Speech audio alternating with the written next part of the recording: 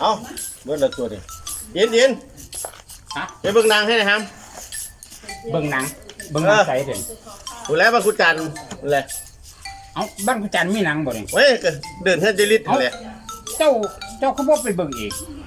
โอ้ยให้กูไปตามเฮ็ดหยัง เอ้าแล้วเจ้าสิรู้เรื่องติให้คนไปเบิ่งคนเดียว โอ้ยภาษาหนังซื่อๆกูก็ฮู้เรื่องแล้วเนาะเขาก็ฮู้เรื่องกันเบิดละหนังซื่อๆอยู่ในเฮือนเจลิตนะ บ่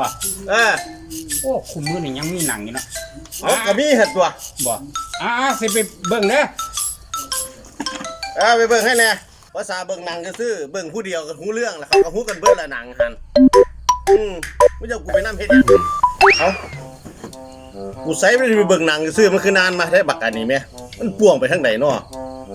มันห่วยไอ้กี้ ไม่หยังเดี๋ยวนี้ เหรอวะหนังอีหยังของเจ้าเดี๋ยวนี้เหรอค่อยเลาะหาเบิดบ้านผู้จ่าละบ่มีหนังจักอันโล่งเลยเขามาฉายนางกับกลางปอกกลางแปลงนางขยายอีหยังก็บ่มีนี่เบิ่งนู้นก็เตรียมเสื้อเตรียมไอ้เฟืองไปจุดนี่แก้หนาวนี่ มึงเก็บไปเฮ็ดหยัง